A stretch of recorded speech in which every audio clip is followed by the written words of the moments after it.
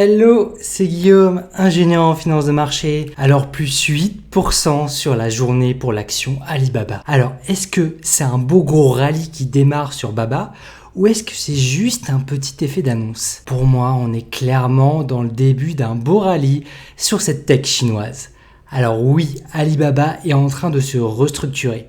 T'as sûrement vu les dernières news là-dessus, c'est énorme ce qui se passe sur le titre, son spin-off et ses perspectives de croissance avec Alibaba Cloud et son e-commerce bien sûr, qui offre des performances très prometteuses. Puis oui, ce beau mouvement haussier sur Baba, il y en a beaucoup qui l'attendaient, ça fait bien sûr plaisir à tous ceux qui anticipent le potentiel monstrueux de cette entreprise. Car tu le sais sûrement, ce leader de la tech chinoise est souvent perçu comme une action de type conglomérat. Donc assez proche d'un équivalent ETF, tech chinoise, croissance, si tu veux, mais sans les frais. Alors ici, on va parler du spin-off d'Alibaba Group, de ses réserves de cash indécentes, de sa dominance sur le marché chinois en part de marché et surtout, je vais te partager ma stratégie d'investissement avec mes objectifs de prix cible sur l'action Alibaba. On va aussi parler de la petite amende, ce petit 1 milliard, rien que ça, qui sort Alibaba d'un feuilleton judiciaire en Chine. Ouf, ça va permettre de souffler. Et du coup, qu'est-ce qui se passe quand on rassure les investisseurs ? Eh ben, on le voit là, les prix montent, bien sûr. Alors, dans cette vidéo, je vais tout te dire sur pourquoi Alibaba est dans mon top 3 de mes opportunités pour cette année. Je pèse mes mots, tu me connais, j'essaie d'être un investisseur pragmatique. C'est pour ça que là, je vais te présenter mon analyse fondamentale sur l'action Alibaba. Au passage, abonne-toi si ce n'est pas déjà fait pour profiter de mes prochaines vidéos d'analyse fondamentale sur action. Allez, c'est parti. Alors oui, depuis son plus haut à plus de 300 $ quand même, Alibaba, ça a clairement traversé une tempête. On a vu jusqu'à un moins 70% sur son titre. Donc là, c'est même pas un bear market, là, c'est une boucherie. On a touché 70 $ l'action tout de même. Donc des soldes 5e des marques si tu veux. Tu vas voir, dans cette vidéo, je vais t'exposer mon pari. Pour moi, on a passé le plus bas sur Alibaba. Alors d'abord, qu'est-ce qui se passe avec ce spin-off ? La version simple, c'est que toutes ces filiales de Alibaba Group Holding donc, vont être divisées en plusieurs entreprises. Ici, 6 entreprises. Pour moi, la plus intéressante en termes de croissance, c'est Alibaba Cloud. Normalement, elle devrait être listée sur le Hong Kong Stock Exchange. Et bien sûr, la plus grosse partie en termes de chiffre d'affaires, ça sera celle exposée sur Alibaba e-commerce. Si tu veux, c'est la vache à lait du groupe. Alors, si on lit les communications officielles d'Alibaba, elle présente cette restructuration comme une nouvelle organisation, une nouvelle gouvernance, pour rendre chaque business plus agile, capable de s'adapter, répondre mieux à la demande, aux évolutions du marché, etc. Donc, en changeant de PDG au passage, pour mettre de nouvelles équipes dirigeantes à chaque tête de leader qui va bientôt avoir 6 têtes. Alors derrière, il n'y a pas de mystère, c'est quand même le parti politique chinois, la People Bank of China, si tu veux, donc la banque centrale de la République populaire de Chine, qui a fait quand même une pression de dingue ces dernières années, surtout ces 3 dernières années, pour dissoudre le groupe. On va pas se le cacher, quand tu arrives à avoir un niveau, tu commences à avoir la puissance, à challenger peut-être un peu la dominance du gouvernement, et ça c'est un peu dans tous les pays, tu peux avoir ce genre de phénomène, mais là ça s'est vraiment vu de façon assez impressionnante en Chine, contre Alibaba. En fait, l'objectif pour le gouvernement chinois, ça a été de couper une partie de sa puissance, couper sa centralisation de pouvoir. Tu vois un peu voilà, la différence de version officielle, officieuse. Aussi, je pense que ça peut être intéressant d'avoir un peu de contexte sur l'histoire d'Alibaba. Donc à la base, c'est Jack Ma. Jack Ma, c'est un brillant entrepreneur. Oui, pour certains, il peut paraître un peu à côté parfois socialement. Je sais pas si tu as vu son interview un jour, son échange plutôt avec Elon Musk. On a l'impression qu'il était sur une autre planète. Mais franchement, moi, j'ai pas envie de douter de la grande intelligence de Jack Ma. Et en fait, si on raisonne avec des fondamentaux, en fait, comment croire que quelqu'un qui a construit un empire aussi important qu'Alibaba, ça soit par chance? C'est pas possible.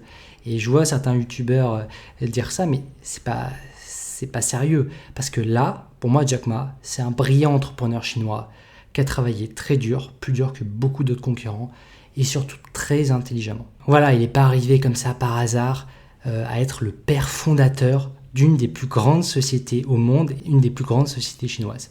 Donc aujourd'hui, Alibaba, ça atteint une puissance si imposante, dominante sur le marché chinois et aussi en Asie-Pacifique, on va en parler, que l'État s'en est mêlé pour diviser un peu cette hype. Voilà, donc l'hydre va prochainement avoir 6 têtes. Bref, alors voilà pour la petite histoire romancée, mais pour moi là, les accords qui ont été trouvés en Chine suite aux investigations, pour moi, la sentence du milliard, c'est à l'avantage d'Alibaba. Parce qu'au final, Alibaba, là, il écope cette année que d'1 milliard. Et oui, dans les années précédentes, c'est pas la première fois qu'une grande tech a eu ce type d'amende. Moi, je trouve que c'est, sur le fond, là, une bonne nouvelle. Parce que c'est négligeable, en fait, pour une entreprise qui est assise sur des dizaines de milliards de cash. Parce que 1 milliard, oui, pour toi et moi, ça paraît énorme, mais voilà, il faut regarder par rapport à ce qui est capable de générer cette boîte. Et surtout, c'est sur la pile de cash sur laquelle elle est assise. Donc, ça va permettre à cette entreprise, et du coup aux 6 entreprises qui vont être créées suite à ce spin-off, de croître chacune de leur domaine. Donc voilà, avantage inconvénient, c'est-à-dire qu'on perd un peu l'anticorrélation au tien de tous ces segments d'activité, et on va avoir du coup une niche où on aura une exposition plus spécifique sur certains segments d'industrie du marché chinois. Moi là, je vois Alibaba comme un de mes top 3 d'opportunités cette année, et peut-être dans quelques années, j'aimerais pouvoir dire a posteriori que c'était l'opportunité d'une décennie. Voilà. Je vais t'expliquer en détail mon raisonnement, je vais te partager mon analyse fondamentale sur ces finances pour argumenter tout ça. Alors déjà, suite à ce spin-off, il y a pas mal de questions qu'on peut se poser parce qu'en tant qu'actionnaire, quand tu as une partie d'une entreprise, c'est un conglomérat, quand elle se divise, en théorie, tu es censé avoir une partie de chaque sous-partie proportionnellement à son activité ou ses actifs.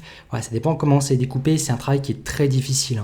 Là, ils sont en train de reprendre sur les 3 dernières années, voire plus, merger tous les chiffres, décider qui aura le droit à quoi, machin. C'est vraiment un exercice très compliqué en interne de faire ça. Je trouve qu'ils sont quand même assez efficaces par rapport à des groupes français qui sont à la panade en essayant de faire ça. Voilà, donc moi là actuellement, je détiens Baba sur le NYSE, donc l'ADR qui est au New York Stock Exchange, qui cote en dollars. Peut-être que toi, tu détiens le Baba sur le Hong Kong Stock Exchange aussi. Donc voilà, je suis allé regarder, donc j'ai vu qu'avec surprise, c'était un poil plus compliqué en pratique pour le transfert en fait en vue de ce spin-off sur la nationalité, le broker dans lequel tu détiens le titre détenu, le potentiel dividende du spin-off parce que tu verras qu'il y a des petites subtilités. Voilà, ça dépend du profil. Je te passe les détails. La gestion de ce spin-off, elle n'est pas très claire pour tous les investisseurs. Alors moi, ce que j'ai fait, j'ai demandé directement à Interactive Brokers. Donc là, c'est mon courtier en l'occurrence. Ils savent en fait évidemment mieux que moi comment ils vont gérer ça. Donc je te donnerai en détail dans ma newsletter comment c'est géré en pratique parce que le risque, si en fait ton broker, quel qu'il soit, on s'en fiche du broker, c'est pas ça qui est important. Mais s'il n'arrive pas à réaliser la transaction, en fait, il pourrait tout simplement liquider ton Alibaba, te donner une position cash, et en fait, tu serais imposé sur la plus-value, forcé, et tu pourrais même manquer le rallye potentiel juste après. Parce que ça va se diviser, il y a des segments qui vont croître certainement plus que d'autres. Si tu veux garder une exposition à Alibaba, tu risques de racheter après des entreprises qui seront beaucoup plus chères. Donc voilà, c'est un problème. En plus, tu peux avoir le cash avec un délai d'1 à 2 semaines, se retrouver à racheter les titres à plus 20% en payant des impôts au passage. C'est pour ça qu'il faut quand même bien vérifier dès que tu as une opération sur titre importante comme celle-ci. Donc là, ce que je t'explique, ça peut être valable pour aussi d'autres entreprises en Europe, même dans le CAC 40, on n'est pas à l'abri un jour qui est la fusion. On entend souvent Société Générale BNP un jour qu'il y aura peut-être une fusion d'une méga banque. On entend parfois on entend parler de spin-off sur des grandes entreprises françaises. Je te laisse te renseigner, notamment t'as dans l'automobile, voilà. Et oui, donc c'est un événement dans la vie d'un investissement qu'il faut être capable de gérer. Donc voilà, et au passage, je recommande aucun broker, donc va pas me dire Interactive Broker machin, je suis pas affilié, je suis affilié avec personne. Donc j'ai pas de lien, puis lié avec aucun service, aucun courtier, aucun broker, aucune banque, aucune entreprise, du tout. Parce que je tiens à garder tout simplement ma totale indépendance. Voilà, aussi il y a toujours le risque que le spin-off soit annulé. Le régulateur, il est capable en 3 jours avant de te dire non, en fait, on veut pas parce que le point 3 de la ligne AB, il ne voit pas, voilà. Donc c'est beaucoup d'attente, on en reparlera, je te tiendrai au courant, t'inquiète pas. Je te donnerai même ma stratégie d'investissement de comment je fais, à quel niveau je rentre, ou que je recharge, parce qu'actuellement je suis loin avec Baba, on va en parler. Et donc au passage, abonne-toi à ma chaîne et à ma newsletter, parce que ça, je donnerai les détails dans ma newsletter, parce que ça va pas intéresser forcément tout le monde. Voilà, maintenant je te propose de faire un petit tour sur l'analyse fondamentale de Alibaba. Donc on va regarder les chiffres. Alibaba, alias Baba pour son ticker, c'est 232 milliards de dollars de capitalisation. Ça fait partie du secteur technologique, de l'industrie des logiciels et services informatiques, et c'est clairement une mégatech chinoise. Alors, son chiffre d'affaires sur les 12 mois roulants, parce que tu vois, la clôture de septembre à septembre, l'année fiscale de 2023 est pas terminée, elle est en cours. Là, d'après, si je réconcilie les quelques chiffres que j'ai à peu près 120 milliards de dollars de chiffre d'affaires sur les 12 mois de l'année fiscale. Donc, on est sur quelque chose qui est énorme. Pour rappel, tu n'as qu'une poignée d'entreprises en Europe et aux États-Unis qui peuvent générer un tel chiffre d'affaires. On parle de 120 milliards de dollars. Alors, ces revenus, comment ils se répartissent ? D'abord, tu as l'activité clé dont je t'ai parlé, le e-commerce. C'est 67% de ses revenus. Donc tu as Taobao, Tmall principalement. Donc c'est 2/3 du chiffre d'Alibaba.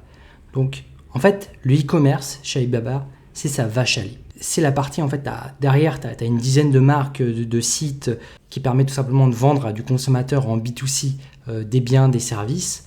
Et c'est une bonne grosse vache à lait de ce conglomérat. Alors, il y a aussi 8% en commerce international, donc peut-être que tu connais AliExpress. On a aussi 10% de son chiffre qui est dans le cloud. Ça, c'est très intéressant avec Alibaba Cloud. On a aussi 6% en local consumer service et on a d'autres activités d'innovation. Il y a de la robotique, il y a pas mal de choses. Alors, pour te donner quelques noms, peut-être qu'il y a certains qui vont te parler. Chez Alibaba, on a Taobao, Tmall, AliExpress, Alibaba.com bien sûr, Lazada, Alibaba Cloud. Donc Alibaba, il faut bien comprendre que aujourd'hui c'est un conglomérat qui est vraiment axé croissance tech chinoise. Ça surfe sur des business de logiciels, de services en ligne et mobile aussi. C'est vraiment une grosse composante du groupe avec notamment Taobao. Alibaba, c'est une machine à succès. C'est-à-dire que son taux de pénétration de marché et ses parts de marché qu'elle prend concrètement en Chine et puis après en Asie-Pacifique, c'est un truc de dingue. Et ça fait qu'Alibaba, c'est un des top leaders en Asie. Sur certains segments, elle a plus de 50%. Je ne sais pas si tu te rends compte ce que c'est 50% de part de marché. Tu écrases les concurrents carrément. Du coup, rien que si on prend sa division e-commerce, qui fait le plus gros du chiffre, on regarde, allez, Taobao.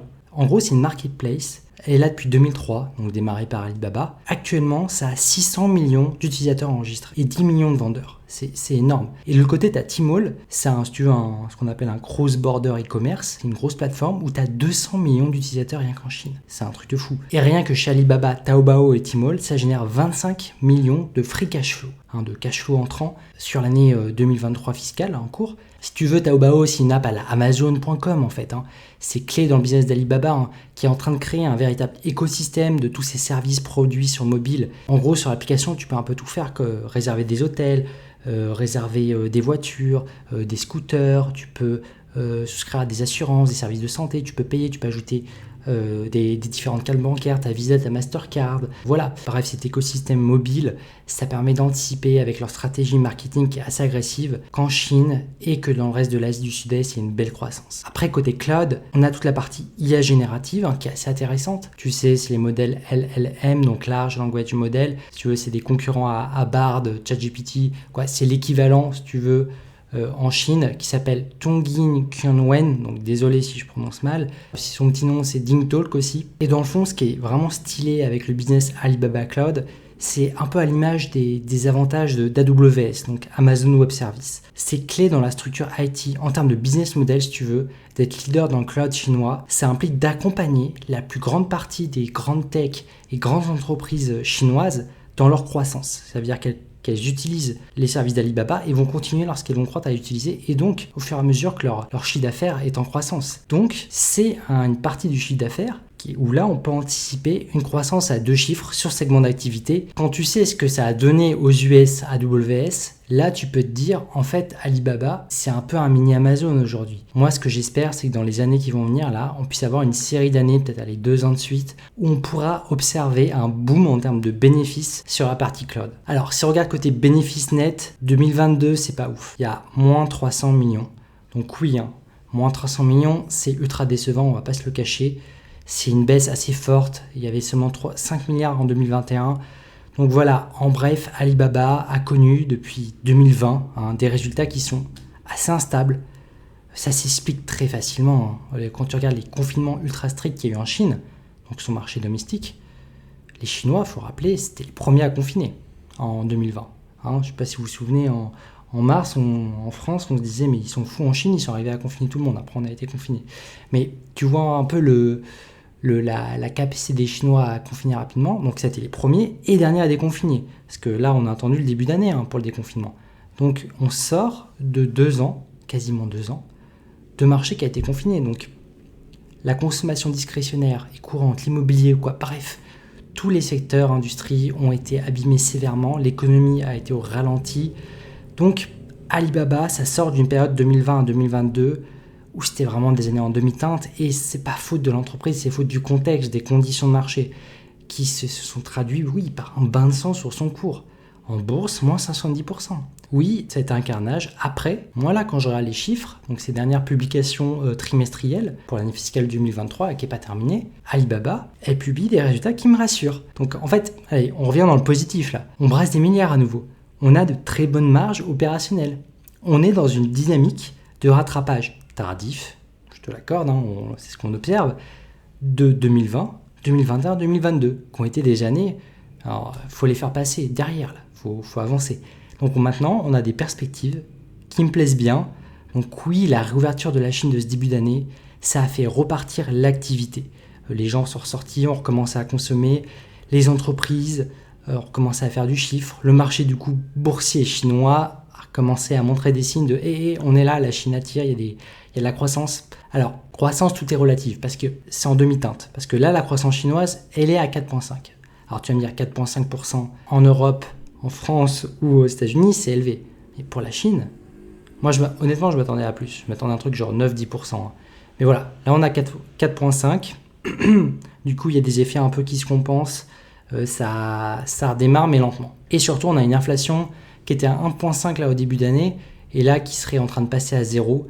Donc ça permet en fait de se dire que les taux réels, c'est-à-dire que si on anticipe que, je sais pas, la rentabilité d'Alibaba c'est 10%, avec 0 d'inflation, son taux réel c'est 10 moins 0, ça fait 10%. Donc ça donne aussi une attractivité, la capacité des entreprises à délivrer du rendement dans un contexte d'inflation à 0. Donc voilà, on notera que sur le court terme, aussi il n'y a pas de risque financier. Quand on regarde dans son bilan, là je vois 52 milliards de dollars en cash, net cash position, hein. Donc là je retire toutes les sommes des clients qui sont en escroc, qui sont restreintes en fait à Alibaba et qui ne lui appartiennent pas. Donc voilà, Alibaba s'est assis sur une pile de cash, des dizaines de milliards. Donc c'est une entreprise qui a l'air insolide. Et les entreprises en Europe, même en 10 ans, elles n'ont pas fait ça, hein, même dans les large caps. Donc là, on a quand même un potentiel à investir dans une entreprise qui est en mesure de déployer des stratégies qui pourraient coûter cher dans le cadre d'une restructuration de son business. Donc oui, aujourd'hui, Alibaba elle est en phase de spin-off, en 6 entités. C'est une opportunité de faire un pari sur la croissance un peu plus spécifique qui repartirait pleine balle. Parce que horizon 1 an, pour moi, le potentiel d'investissement avec aujourd'hui un prix à 90 $, pour moi, il existe. Et je vois une belle croissance sur la partie cloud intelligence, avec l'IA bien sûr. On voit le buzz que ça a fait en ce début d'année. Hein. Et ça va continuer. C'est-à-dire que tous les business aujourd'hui, s'ils veulent gagner en productivité, ils ne vont pas remplacer les humains. Ils vont prendre un humain qui va en plus être capable d'être non seulement excellent sur ce qu'il fait, mais en plus maîtriser l'intelligence artificielle pour pouvoir optimiser plein de trucs qui avant qui étaient chiants à faire, qui étaient répétitifs. Là où il y avait des solutions avant qui étaient pas forcément faciles à faire pour des personnes non techniques, avec de l'IA, avec les chats conversationnels, avec tout un système qui est en train de mettre en avant Alibaba, ça permet de tabler sur de la belle croissance à ce niveau-là. Et clairement, la vache à lait du e-commerce avec Tmall et Taobao, ça, elle repart pleine balle et là, il va y avoir un effet compensation. Et puis, historiquement, Alibaba, voilà, c'est pas n'importe quelle entreprise. Elle n'est pas arrivée à 300 $ il y a quelques années, en 2020, par hasard. En fait, dans le passé, Alibaba, elle a quand même démontré une capacité ultra singulière à dominer une partie significative de l'énorme marché chinois. Et la Chine, c'est pas un marché facile. Hein. Pour arriver à être un des top leaders de son marché en Chine et jusqu'en Asie-Pacifique, ça n'a pas été une mince affaire. Donc c'est pas une action random, hein. C'est une entreprise qui a un potentiel de croissance sur 10 ans qui est dingue. Alors ok, c'est pas une entreprise qui verse des dividendes. Hein. Là, c'est pas ce qu'il faut aller chercher, surtout dans le cadre du spin-off. Là, c'est vraiment un investissement assez risqué dans une optique croissance agressive sur un marché chinois qui, oui, pour des Français, des Européens, même des Américains, ça paraît loin sur des métriques qu'on comprend moins, on a moins les référentiels. C'est pas nos marchés domestiques, c'est normal, ça peut faire un peu peur parfois. Mais moi, quand j'ouvre sa dernière publication, ok, je vois des screenshots d'applications en chinois, etc. Voilà, je vois les fonctionnalités, je vois à peu près le message marketing, mais quand je vois les chiffres, le potentiel des habitants, leur pouvoir d'achat, la classe moyenne qui augmente, les volumes d'affaires qui augmentent, je peux comprendre que c'est un marché qui peut dérouter. Mais derrière, il faut essayer d'agir en tant qu'investisseur pragmatique et de regarder les chiffres. Et après, on va parler des risques, bien sûr. Parce que, oui, Alibaba peut être sous-pricé, mais il faut savoir pourquoi. Et il faut se dire, est-ce que c'est le moment d'acheter ou pas? Alors voilà. Maintenant, on va essayer d'estimer un prix cohérent pour son action d'ici 1 an. Alors, c'est tout sauf un exercice facile. Donc oui, Alibaba n'a pas fait de bénéfice net, elle est en perte en 2022. en 2023, on n'a pas une efficience complète. Moi, ce que je vois avec les premiers mois, c'est que elle est en train de se renormaliser et refaire tourner la machine. Donc déjà, on a passé déjà le pivot de relance. Donc ça, c'est déjà un bon timing pour commencer à l'analyser. Et pour estimer si son action est chère ou pas, là, tu peux pas juste prendre un PE sur l'an dernier. Ça n'a pas de sens de prendre un PE avec une perte. Mais du coup, il faut réconcilier les chiffres de ses cash flows, prendre des hypothèses de croissance pour la fin de l'année, regarder du coup sa capacité à générer du cash sur fin 2023, sur début 2024 aussi. Parce que si on regarde sur un an, il faut regarder aussi début 2024. Le tout dans un contexte où la croissance est à 4,5, que les taux, il y a un stimulus, les taux sont super bas, et que l'inflation elle est proche de zéro. Là, à l'été 2023, ce qui est attendu, c'est 0% d'inflation en Chine. Donc là, pour valoriser Alibaba, on va aller chercher des ratios de capitalisation sur EBITDA ajusté. On peut aussi regarder un rendement sur cash flow entrant. Rien que si on regarde l'analyse de cash, donc ce qui rentre concrètement dans l'entreprise. Là, on a 25 milliards de dollars de free cash flow entre mars 2022 et mars 2023. On est sur une très bonne tendance, vache à lait. Là, on a un rendement annuel sur sa capitalisation sur 12 mois glissants qui a plus de 10%. Et quand j'essaie de l'anticiper sur la fin de l'année et le début de l'année prochaine, je suis sur du 12%. Donc 12% de rendement sur le capital. Voilà, avec en taux réel, ça fait 12%, il y a 0% d'inflation. Donc oui, on est sur un rendement, si tu veux, fondamental à 12%. Donc oui, pour moi, on est dans un cadre de reprise pour Alibaba qui devrait commencer à rassurer dans sa prochaine publication annuelle en septembre. Et ça devrait sonner un peu la fin de la cloche de la descente aux enfers. Et pour moi, là, on va rentrer dans ce qu'on peut appeler une phase de recovery pour Alibaba. Donc là, si je commence à regarder un forward PE pour 2024, donc horizon été 2024, moi, j'arrive sur 3,72. Donc pour repayer sa capitalisation, elle le fait en 3,72 années de bénéfices que j'anticipe. Donc il y a des hypothèses derrière. Donc là, on est quand même sur une entreprise tech, croissance chinoise, qui est en méga solde. Là, on est en solde quatrième des marques pour moi, à 90 $, le prix de l'action. Donc, si tu veux, pour remettre un peu de contexte, si on compare à une top méga cap de ce niveau-là, en Europe, on sera un PE autour de 20. Aux US, on sera un PE autour de 25-30. Donc, potentiellement, avec un PE de 20, ça ferait un potentiel de x5 son prix. Ça ferait une boîte capitalisée à 1 trilliard si elle était US ou européenne, cette boîte. Mais bien sûr, là, on est en Chine. Donc dans le réel, c'est pas du tout le même marché, pas le même contexte économique. Donc une performance de x5 sur un an, je pense pas que ça soit atteignable. C'est pas ce que j'ai dit. Je fais une comparaison là, avec les US. Là, je table sur un retour à une valorisation avec un forward PE horizon été 2024 autour de 10. Dans mon scénario optimiste. Donc, qu'est-ce que ça donne en termes de prix de l'action? Parce que c'est ça qui t'intéresse, je pense. Donc avec mon raisonnement, j'arrive à plus qu'un x2, limite un x3 sur 12 mois, comparé à son prix actuel. Donc clairement, pour moi là, si ça c'est pas l'opportunité de l'année, je sais pas ce que c'est. Donc là, ma target perso sur Alibaba Group Holding, c'est 240 $ pour l'été 2024, donc horizon 1 an. Alors sachant que là, on a un prix de 90 $. Donc tu vois la perspective de faire x2.6, c'est énorme. C'est un objectif de prix qui est très ambitieux.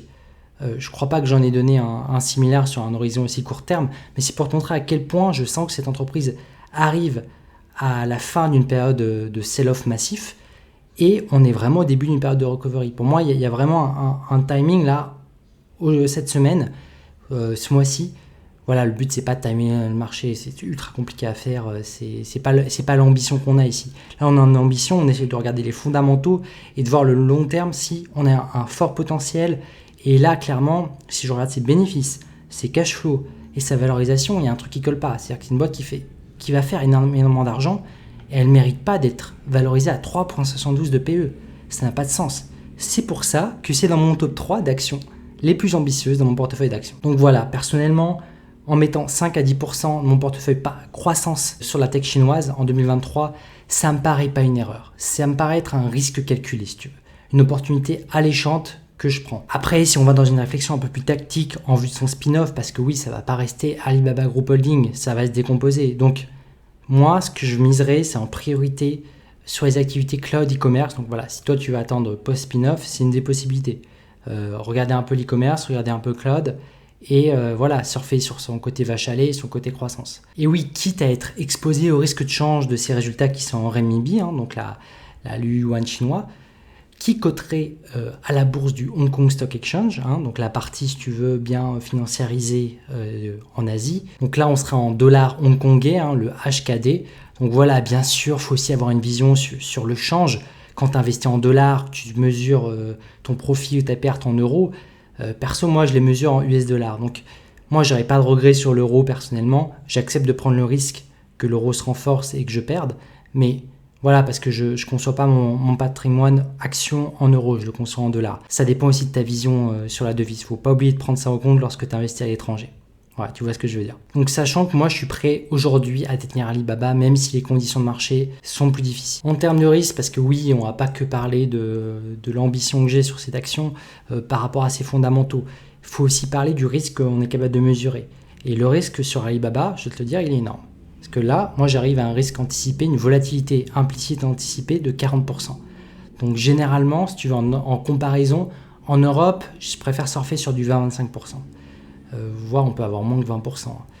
Aux États-Unis, je peux tolérer du 30% et peut-être pour certaines techs à certains moments un peu plus.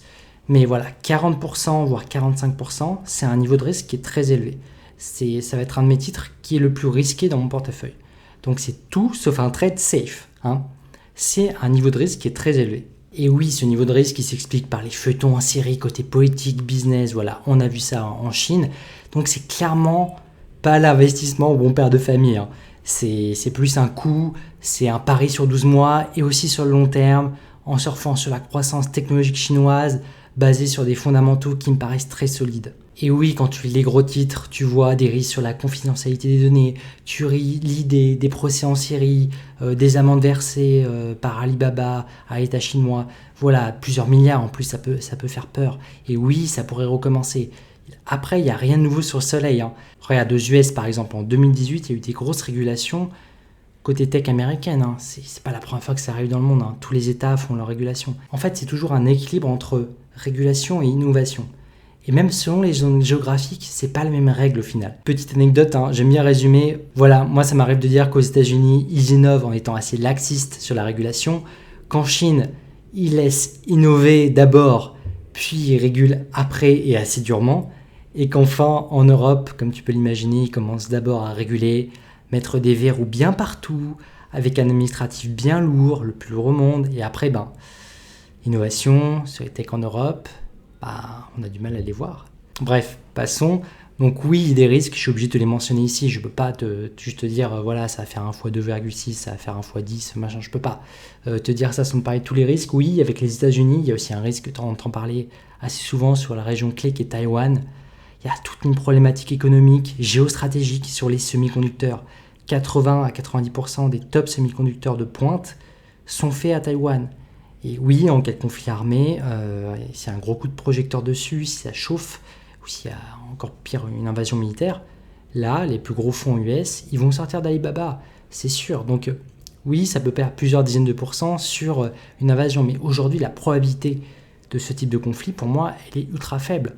Pour moi, c'est inférieur à 0,10%. C'est un truc, je ne le vois pas arriver dans les prochaines années. D'ailleurs, Xi, quand il en parle, il dit « Taïwan, on reprendra en 2039 ». 2039, c'est loin. Un autre risque dont j'aimerais parler, donc tu es peut-être au courant aussi, c'est bien entendu les risques de délisting d'un indice. Par exemple, BABA, là, il cote au NYSE, New York Stock Exchange. Donc tu sais, en cas de délisting d'un indice, ce qui se passe, c'est que tu as des ventes massives de fonds, d'ETF, parce qu'en fait, tu as des exigences réglementaires, etc. Et en fait, quand tu as un ETF NYSE, une action qui sort du NYSE, tu la vends. Voilà. Donc, tu as des fonds et des ETF en cas de delisting qui seraient forcés de vendre. Et oui, ça peut être pricé à moins 40% sur les titres, ce type d'événement. Voilà, il n'y a pas de mystère sur action. Alibaba ne fait pas exception. C'est comme ça, c'est le deal. Elle n'aurait pas un prix si attractif à 90 $ s'il n'avait pas eu des résultats décevants les dernières années. Et s'il n'y avait pas des tensions politiques qui font fuir pas mal de personnes. Donc là, je fais un pari personnel que c'est le moment. Donc là, moi, je te dis, c'est le moment pour moi de sauter sur l'opportunité cette année. Donc oui, je prends un risque qui est très important, que je te précise. Et étant donné le prix que je t'ai donné horizon 1 an déjà, il y a quelques minutes, qui est assez attractif, je vais aussi te parler de mon prix long terme. Et pour moi, en long terme, Alibaba, c'est un facteur multiplicatif. En tout cas, c'est des visions e-commerce. Donc clairement, tu peux même regarder le secteur cloud, je pense que ça fera pareil. Et c'est simple, Alibaba pour moi, c'est une occasion un peu unique en Chine d'acheter un Amazon avec un prix divisé par 15.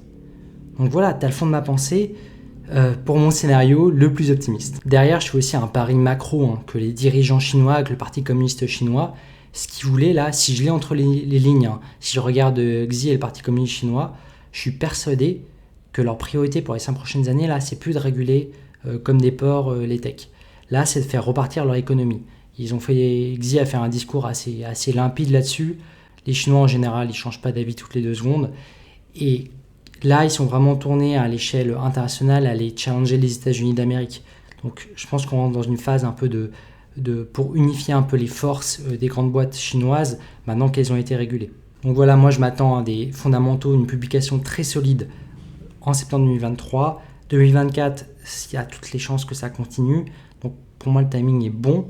Je m'attends à un rallye en anticipation de cette publication cet été, au vu de ces résultats de septembre, sachant qu'il y a quand même une dose de risque avec le spin-off à venir, parce qu'on n'a pas tous les détails, c'est quelque chose qui est très compliqué à faire, un spin-off. Je t'ai dit, il n'y a pas toutes les infos encore qui sont mises à disposition, il y a une partie un peu secrète de due diligence de comment ils vont séparer différentes activités. Voilà, moi perso, tant que j'ai la possibilité de détenir Alibaba sur le Hong Kong Stock Exchange ou autre, et que mon broker me permettra d'avoir une exposition à la croissance asiatique, je prendrai ce risque avec Alibaba. Et jusqu'à mettre plusieurs pourcentages de mon portefeuille d'actions de croissance. Alors, petite précision, mon avis perso, il est biaisé parce que je détiens 100 titres Alibaba depuis ce début d'année. J'ai chargé avec un prix moyen de 81 $. Donc oui, Alibaba est une de mes top actions. Je la partage aussi dans mon portefeuille perso que je mets à disposition à tous les élèves de ma formation investisseur pragmatique sur guistorm.com. Et comme tout le monde, j'ai mes propres biais. Moi, j'ai confiance en mon analyse, sur mes fondamentaux. Et voilà, moi, mon analyse sur sa croissance future, elle est claire et je connais mes biais. Et j'accepte les risques politiques qui vont avec. Voilà, j'espère que ça t'a plu cette analyse. N'oublie pas de mettre ton plus gros like sur cette vidéo. Ça aide vraiment cette chaîne à se développer. N'hésite pas aussi à partager ton avis sur la Chine, la politique chinoise, tes objectifs de prix sur Alibaba, ta vision pour 2023-2024. Voilà, lâche-toi et sur ce, restons pragmatiques. Allez, ciao!